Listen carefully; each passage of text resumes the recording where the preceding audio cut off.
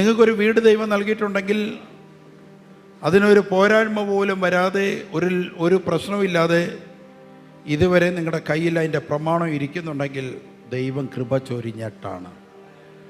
വിശ്വസിക്കുന്നുവെങ്കിൽ സ്തോത്രം പറയാം. നിങ്ങൾക്ക് നിങ്ങളുടെ മക്കൾ ഇത്രയും വയസ്സ് വരെ ആയിട്ട് ഒരു അപകടമോ അനർത്ഥമോ ഇല്ല.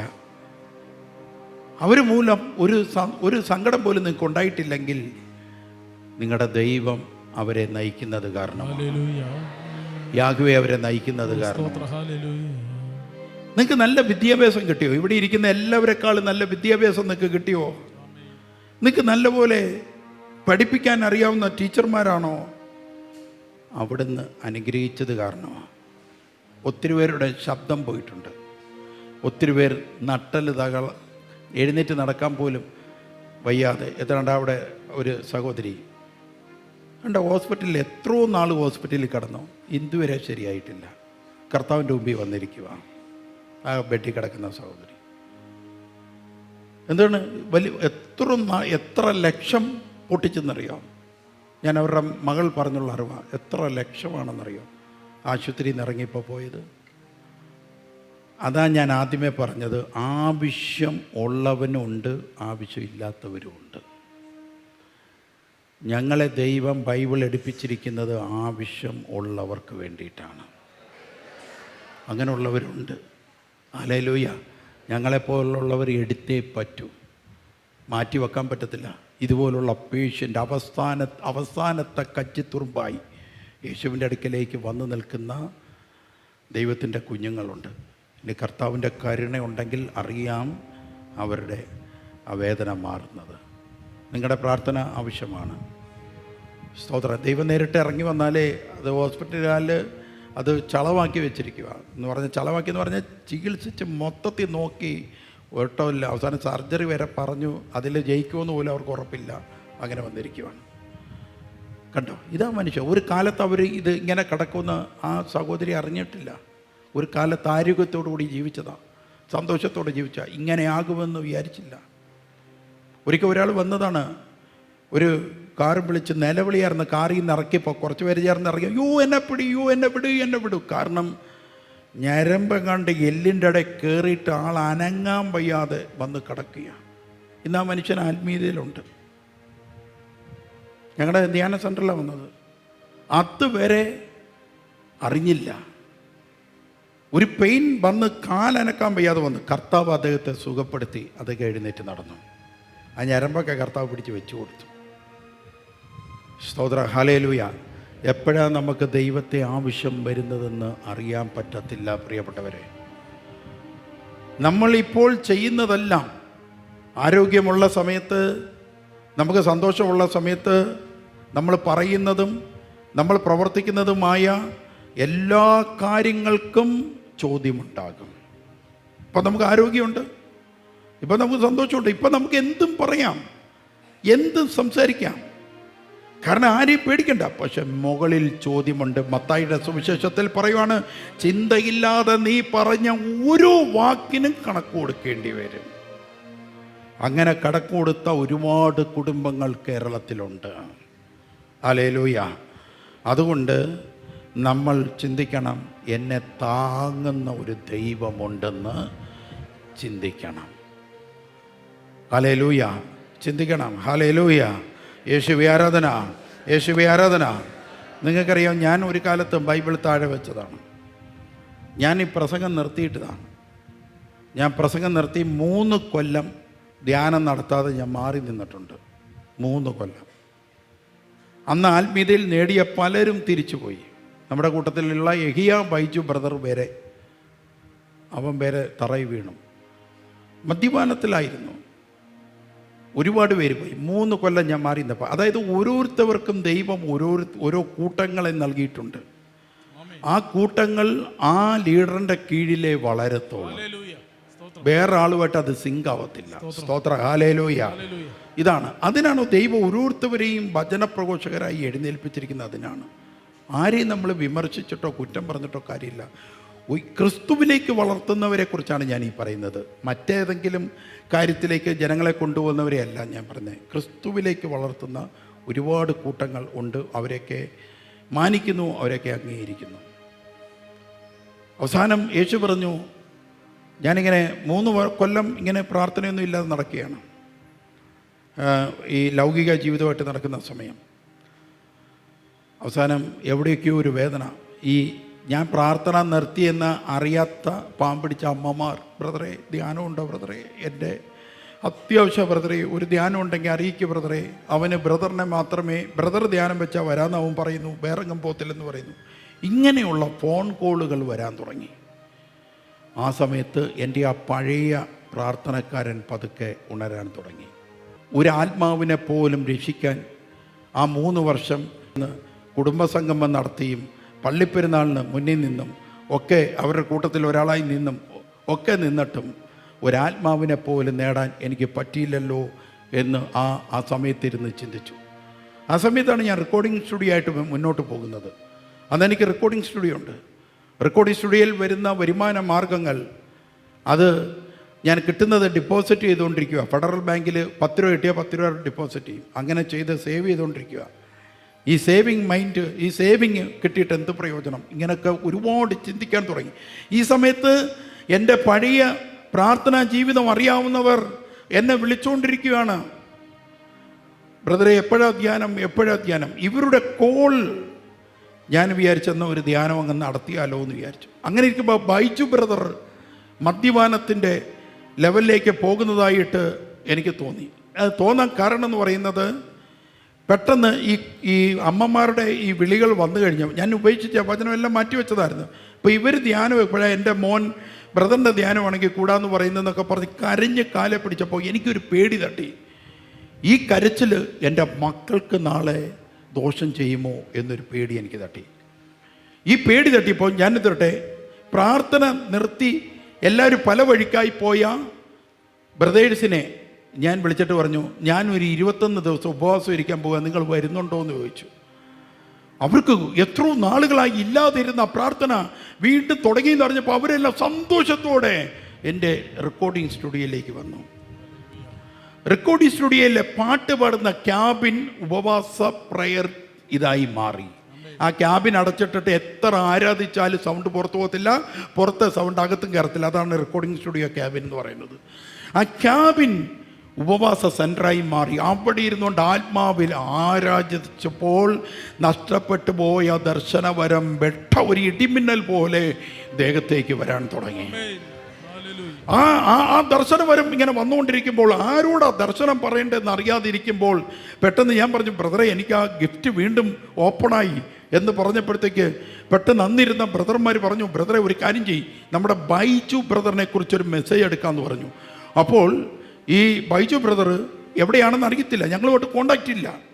അവൻ അന്ന് ഇവിടെ ഒരു വലിയൊരു കമ്പനിയുടെ അവിടുത്തെ ഒരു വിശ്വസ്ത ജോലിക്കാരനായിട്ട് അയാൾ വർക്ക് ചെയ്തുകൊണ്ടിരിക്കുക അവൻ. ഹല്ലേലൂയ. ഞാനിങ്ങനെ ദർശനത്തിൽ, കർത്താവേ എനിക്ക് ഈ ദർശനം കറക്റ്റ് ആണെങ്കിൽ കർത്താവ് ബൈജു ബ്രദറിനെ ഒന്ന് കാണിച്ചാണ്. അപ്പോൾ കർത്താവ് എന്നെ ഇങ്ങനെ കാണിച്ചു തന്നു, ബൈജു ബ്രദർ നീ വിചാരിക്കുന്ന കണക്കല്ല, അവൻ മദ്യപാന കൂട്ടുകെട്ടിലേക്ക് പോയി, നീ അവനെ വിളിക്ക്, അവൻ ഒരു കാലത്ത് എൻ്റെ കൂടെ നിന്നതല്ലേ, അവനെ ഞാൻ വളർത്തിക്കോളാം, നീ അവനെ വിളിക്കുന്നു പറഞ്ഞു. ഞാൻ ഫോൺ എടുത്തു, എൻ്റെ അടുത്തിരുന്ന ആൾ ബൈജു ബ്രദറിൻ്റെ നമ്പർ തന്നു, എൻ്റെ ഇല്ല, ഞാൻ 2 വർഷമായിട്ട് ഇവരുമായിട്ടൊന്നും ബന്ധമില്ല. ഞാൻ ഫോൺ എടുത്തിട്ട് ഞാൻ വിളിച്ചിട്ട് പറഞ്ഞു, ഞാൻ ഷിബ് ബ്രദറാണ്, യേശു നിന്നോട്, ഞാൻ ഇങ്ങനെ യേശു സംസാരിക്കുന്നതാണ് കാന്തരം സംസാരിക്കുന്നത്, യേശു നിന്നോട് പറയുന്നു മദ്യപാന ഗ്ലാസുകളെല്ലാം വലിച്ചെറിഞ്ഞിട്ട് നീ മദ്യപാനത്തിലേക്ക് പോയി വചനത്തെ മാറ്റിവെച്ചു, നിന്നോട് തിരിച്ചു വരാൻ പറയുന്നു എന്ന് പറഞ്ഞുകൊണ്ട് ഞാൻ അറിയാതെ വിളിച്ചു പറഞ്ഞു. എനിക്കൊന്നും അറിയത്തില്ലായിരുന്നു, ബൈജു മദ്യം കഴിക്കുമെന്ന് പോലും അറിയത്തില്ലായിരുന്നു. പക്ഷേ സത്യം പറഞ്ഞാൽ ബൈജു ബ്രദർ പറഞ്ഞുള്ള അറിവിൻ്റെ ഓർമ്മയിൽ ഞാൻ പറയുകയാണ്, ആ സമയത്ത് ബൈജു ബ്രദർ ആ കൂടെയുള്ള ജോലിക്കാരനുമായിട്ടിരുന്ന് അവൻ കള്ള് ഗ്ലാസ്സിലേക്ക് ഒഴിക്കാൻ പോകുന്ന സമയത്തായിരുന്നു ഈ കോൾ വന്നത്. Praise the Lord. അവിടെ നിന്നുകൊണ്ട് വീണ്ടും പ്രാർത്ഥനയിലേക്ക് കടന്നു വന്നു, പിന്നെ തിരിച്ചു പോയിട്ടില്ല. Praise the Lord. അന്ന് വന്നതാണ്, ഒരൊറ്റ ദർശനം ഓപ്പണായിപ്പോൾ വന്നതാണ്. അങ്ങനെ നഷ്ടപ്പെട്ട ഓരോരുത്തവരെ ഞാൻ വിളിച്ചു കൂട്ടാൻ തുടങ്ങി. ആ കൂട്ടിയ കൂട്ടങ്ങളാണ് ഇന്ന് ലോകം മുഴുവനും ജീസസ് വിഷൻ ഇങ്ങനെ പടരാനായിട്ട് ഇടയായത്. Hallelujah, hallelujah. യേശുവേ ആരാധന. ദൈവത്തെ സ്തുതിക്കാം നമുക്ക്. അതുകൊണ്ട് ഞങ്ങളെപ്പോലുള്ളവർക്ക് ബൈബിൾ താഴെ വെക്കാൻ പറ്റത്തില്ല. ഞങ്ങളെപ്പോലുള്ളവർക്ക് പറ്റത്തില്ല, ഞങ്ങൾ വെച്ചാലും ജനങ്ങൾ അനുവദിക്കത്തില്ല.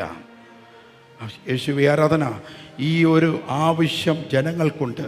ഇവിടെ പുതിയതായിട്ട് വന്നവർ മനസ്സിലാക്കിക്കൊള്ളുക, നിങ്ങൾക്ക് ഇങ്ങനെ കുറേ കണ്ണീരോട് കരയുന്ന കുറേ ജനങ്ങളുണ്ട്. അവരെ നിങ്ങൾ പഠിക്കണം. നിങ്ങളെ മാത്രം നോക്കിയിരിക്കരുത്, മറ്റുള്ളവരെ പഠിക്കണം. അവർക്ക് യേശു ആവശ്യമാണെന്ന് നിങ്ങൾക്ക് എപ്പോൾ ഹൃദയത്തിൽ തോന്നുന്നോ അന്ന് നിങ്ങൾ ക്രിസ്ത്യാനിയാകുന്നത്. അല്ലാതെ ഞാൻ ജനിച്ചപ്പോഴേ ഞാൻ കത്തോലിക്കനാണ്, ഞാൻ ജനിച്ചപ്പോഴേ യാക്കോബക്കാരനാണ്, ഞാൻ ജനിച്ചപ്പോഴേ മർത്തോമയാണ്, ഞാൻ ജനിച്ചപ്പോഴേ ഓർത്തഡോക്സാണ്. ആർക്ക് വേണം നിന്നെ? നിൻ്റെ അകത്ത് യേശു ഉണ്ടാകണം. ഹല്ലേലൂയ. അല്ല, ഞങ്ങൾ ജനിച്ചപ്പോൾ പിന്നെ ഞങ്ങൾ വേറെ വല്ലതും ആയിരുന്നു. യേശു വേണം നിൻ്റെ അകത്ത്.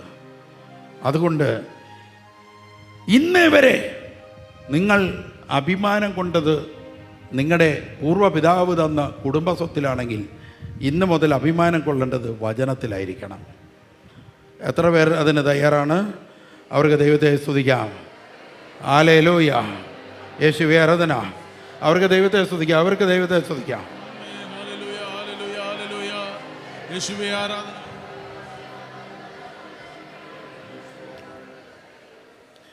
ആമേൻ. അതുകൊണ്ട് നമുക്ക് ദൈവത്തോട് പറയാം.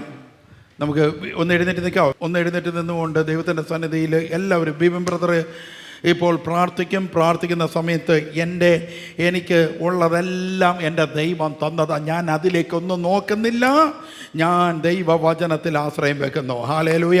ഒരു ഒന്ന് സ്തുതിച്ച് പ്രാർത്ഥിക്കാം. ജീവിക്കുന്ന ദൈവമേ, അവിടുത്തെ ആരാധിക്കുന്നു. അവിടുന്നാണ് എൻ്റെ ദൈവം, അവിടുത്തെ ആരാധിക്കുന്നു. യേശുവെ ആരാധിക്കുന്നു. Hallelujah, hallelujah. ജീവിക്കുന്ന ദൈവമേ ആരാധിക്കുന്നു. എല്ലാം അവിടുത്തെ ദാനമാണെന്ന് അറിയുന്നു അപ്പാ, എല്ലാം അവിടുത്തെ കൃപയെന്ന് അറിയുന്നു അപ്പാ. നിന്നതല്ല ദൈവമേ, അവിടെ നിർത്തിയതെന്ന് അറിയുന്നു കർത്താവേ. എല്ലാം എൻ്റെ കഴിവിലല്ല ദൈവമേ, അവിടുത്തെ കാരണത്തിലൊന്ന് തിരിച്ചറിയുന്നു. എല്ലാവരും കരഘോഷത്തോടെ ആരാധിക്കാം. ജീവിക്കുന്ന ദൈവമേ ആരാധിക്കുന്ന കർത്താവേ, ആരാധിക്കുന്ന ദൈവമേ ആരാധിക്കുന്ന കർത്താവേ. യേശുവേ ആരാധന. ദൈവത്തിന്റെ ആത്മാവേ ശക്തിപ്പെടുത്തണമേ. അവിടുത്തെ കൃപയാൽ നയിക്കണമേ. അടിയങ്ങളുടെ കഴിവല്ല ദൈവമേ, അവിടെ നിർത്തുന്നു ദൈവമേ. മെഴുതിരി നാളം തെളിയുമ്പോൾ നീ എന്നാത്മാവിൽ പ്രകാശമാ. ഇരുളല മൂടും ഹൃദയത്തിൽ നിന്റെ തിരുവചനം ദീപ്തമാ. കാൽവരിക്കുന്ന മനസ്സിൽ കാണുന്നു ഞാൻ. ക്രൂശിതന്റെ സ്നേഹരൂപം ഓർത്തു പാടും ഞാൻ. ഓ എൻ്റെ ദൈവമേ, പ്രാണന്റെ ഗേഹമേ, നിന്നിൽ മറയട്ടെ ഞാൻ. ദൈവം തന്ന അല്ലാതൊന്നും ഇല്ല എൻ്റെ ജീവിതത്തിൽ. ദൈവത്തിൻ്റെ സ്നേഹം പോലെ മറ്റൊന്നില്ല പാരിടത്തിൽ. ഇന്നോളം ദൈവമെന്നെ കാത്തതോർത്തു പോകുകിൽ. എത്ര കാലം ജീവിച്ചെന്നാലും നന്ദിയേ തീരുവോ. ദൈവം തന്ന അല്ലാതൊന്നും ഇല്ല എൻ്റെ ജീവിതത്തിൽ. ദൈവത്തിൻ്റെ സ്നേഹം പോലെ മറ്റൊന്നില്ല പാരിടത്തിൽ. ഇന്നോളം ദൈവമെന്നെ അതോർത്തു പോകുകിൽ എത്ര കാലം ജീവിച്ചെന്നാലും നന്ദിയേകി തീരുമോ? നമുക്ക് ദൈവത്തെ സ്തുതിക്കാം. എല്ലാവർക്കും കണ്ടോ, ദൈവം തന്നതല്ലാതെ ഒന്നുമില്ല. എല്ലാവർക്കും ഒരു സ്തുതിപ്പ് കൊടുത്തേ. തന്നതെല്ലാം ദൈവമാണ്. ആമേ. തന്നതെല്ലാം ദൈവത്തിന്റെ ദാനമാണെന്ന് തിരിച്ചറിയുന്നവർ. സ്തോത്ര സ്തോത്ര സ്തോത്ര സ്തോത്ര സ്തോത്ര സ്തോത്ര സ്തോത്ര സ്തോത്ര. അതുകൊണ്ട് ഹൃദയം നുറുങ്ങി, ഹൃദയം തുറന്ന്, നമ്മുടെ ഓപ്പണായിട്ട്, ഹൃദയത്തെ ഓപ്പണാക്കി യാഹ്വേ നമുക്ക് ആരാധിക്കാം, ദൈവത്തെ ആരാധിക്കാം. എത്ര പേർ തയ്യാറാണ്? തയ്യാറാകുന്നവരെല്ലാം ആ ബായിക്ക് ഒരു നല്ലൊരു ക്ലാപ്പ് കൊടുത്തരും.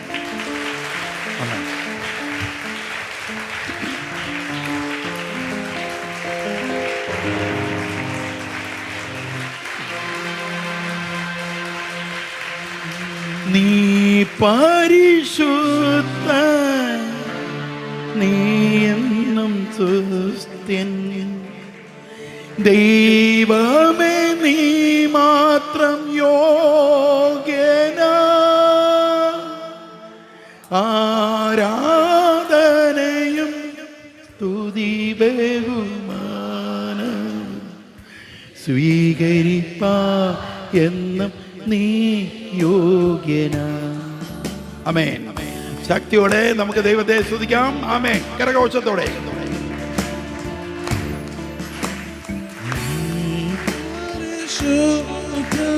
നീയെന്നും സ്തുതി, ദൈവമേ നീ മാത്രം യോഗ്യനാ. ആരാധനയും സ്തുതി ബഹുമാനവും സ്വീകരിപ്പാൻ എന്നും നീ യോഗ്യനാ. ദൈവപിതാവേ എന്നോടെ താതന്നി ദൂതന്മാരാപ്പാൽ പാട്ടിടുന്നു. നന്ദിയാ വണങ്ങും തിരുമുമ്പിൽ ഇന്നേരം എന്നുമെന്നും നീ ആരാധ്യനാ.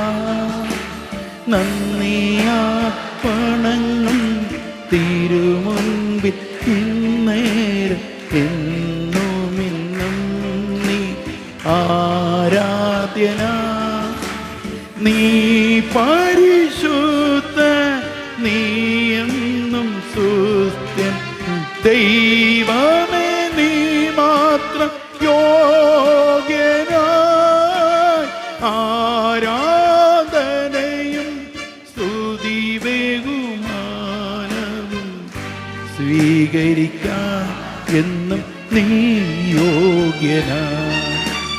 നീ പരിശുദ്ധ, നീ എന്നും സുസ്ഥ്യൻ, ദൈവമേ നീ മാത്രം യോഗ്യനായ.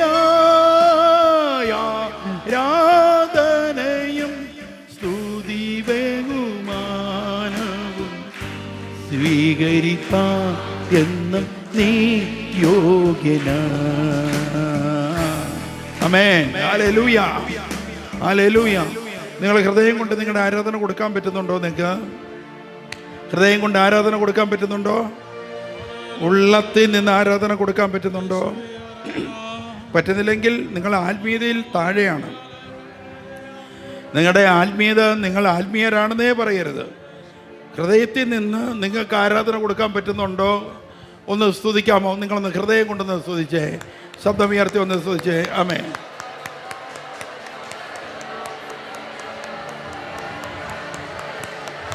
ആമേൻ.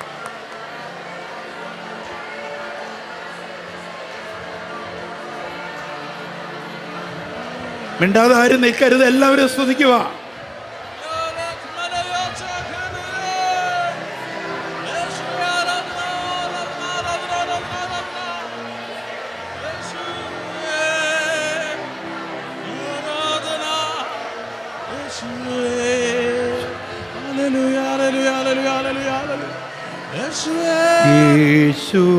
യേശുനാഥായൻ കർത്തനാം രക്ഷകൻ, ദൂതന്മാർ രാപ്പകൽ വാഴ്ത്തു. നമ്മൾ കണ്ടിട്ടില്ലേ വെളിപാട് പുസ്തകത്തിൽ?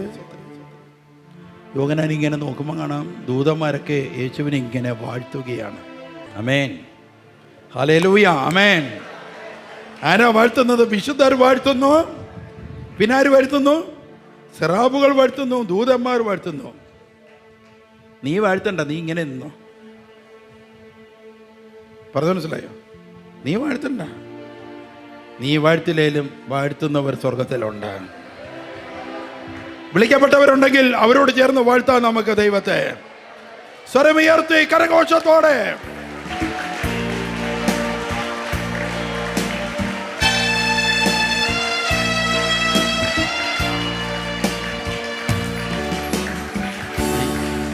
ആമേൻ. കരങ്ങളടിച്ച് ഒരുപോലെ യേശുവിനെ ധ്യാനിച്ചുകൊണ്ട്.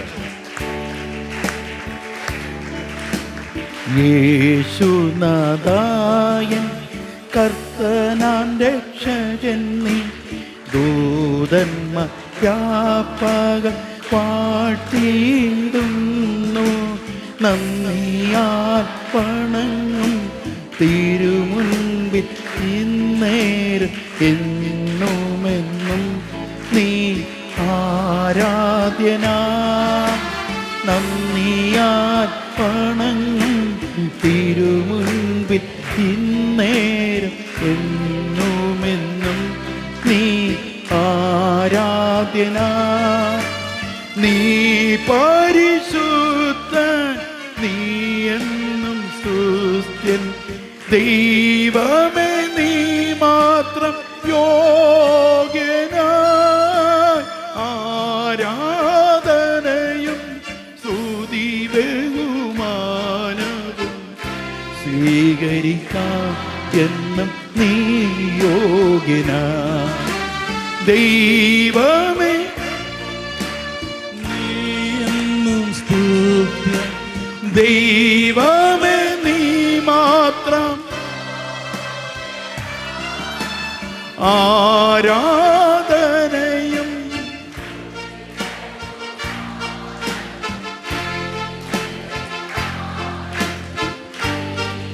മാലാഖമാരോട് ചേർന്ന് പാടാം. നീ പരിശുദ്ധൻ, നീ എന്നും സ്തുത്യൻ.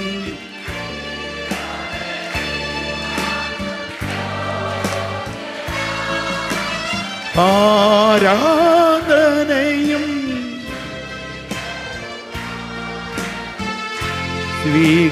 സ്വീകരിപ്പാനെന്നും നീ യോഗ്യൻ. ഹല്ലേലൂയ, ഹല്ലേലൂയ,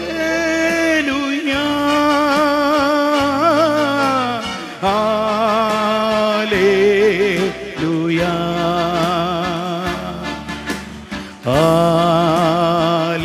ഹല്ലേലൂയ. ഓ ഹല്ലേലൂയ, ഓ ഹല്ലേലൂയ,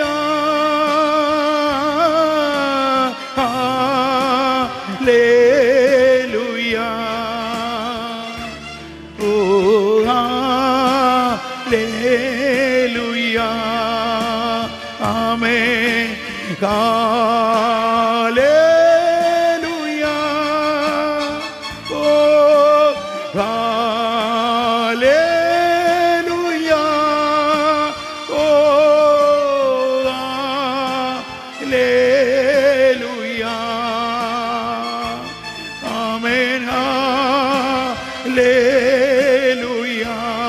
ഉള്ളം തുറന്ന് സറാബുകളോട് ചേർന്ന് ഹല്ലേലൂയ,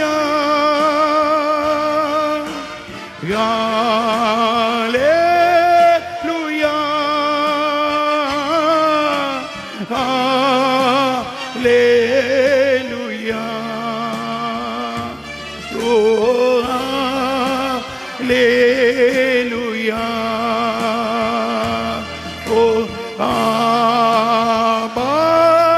ദൈവമേ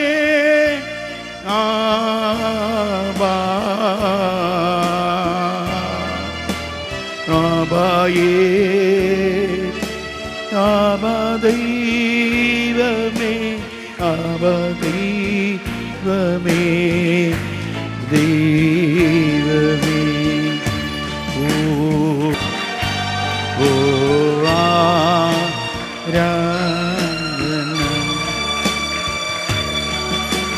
ക്രൂശിൻ നിഴലിൽ നീറും മുറിവിൽ മനം പാടി നിൻ സ്തോത്രം വീഴും വഴിയിൽ താഴും ചുഴിയിൽ മിഴി തേടി നിൻ രൂപം ക്രൂശിൻ നിഴലിൽ നീറും മുറിവിൽ മനം പാടി നിൻ സ്തോത്രം വീഴും വഴിയിൽ താഴും ചുഴിയിൽ മിഴി തേടി നിൻ രൂപം ഇടം വലവും ഇരുൾ പെരുകി ഇല്ലവേ ഒരാളെ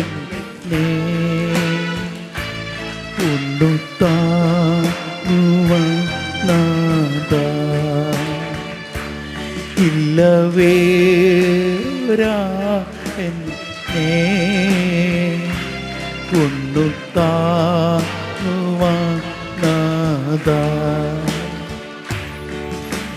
ക്രൂശിൻ നിഴലിൽ നേരും മുറിവിൽ മനം പാടിടും സ്തോത്രം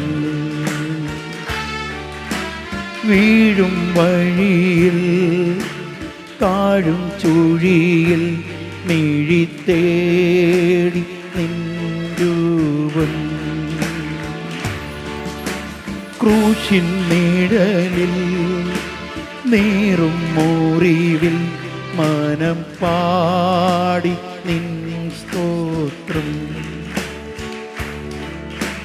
വീഴും വഴിയിൽ താഴും ചുഴിയിൽ മിഴി തേടി നിൻ രൂപം ഇടം വലവും ഇരുൾ പെരുകി ഇല്ലവേ ഒരാളൻ ഒന്നു താങ്ങുവാൻ നാദാ ഇല്ലവേ ഒരാളെ ഒന്നു താങ്ങുവാൻ നാദാ യേശുവേ യേശുവേ യേശുവേ യേശുവേ യേശുവേ യേശുവിൻ്റെ പേര് വിളിച്ചേ യേശുവേ യേശുവേ എല്ലാവരും ഈശോയുടെ നാമം പറയാം യേശുവേ ഓ യേശുവേ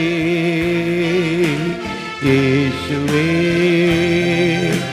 യേശുവേ ആകാശം തുറന്ന ദൈവം വരട്ടെ യേശുവേ ഓ യേശുവേ യേശുവേ യേശുവേ എൻ്റെ ജീവിതത്തിലേക്ക് രോഗങ്ങളിലേക്കൊക്കെ വിളിച്ചേ യേശുവേ ആ പേര് ഉറക്കെ വിളിച്ചേ ഏകനാമം രക്ഷയ്ക്കായി നൽകിയ നാമം ഇത് മാത്രമേ ഉള്ളൂ വേറെ ഒരു പേരും വിളിക്കണ്ട ഇതിൻ്റെ അകത്ത് നിന്റെ വിടുതലുണ്ട് യേശുവേ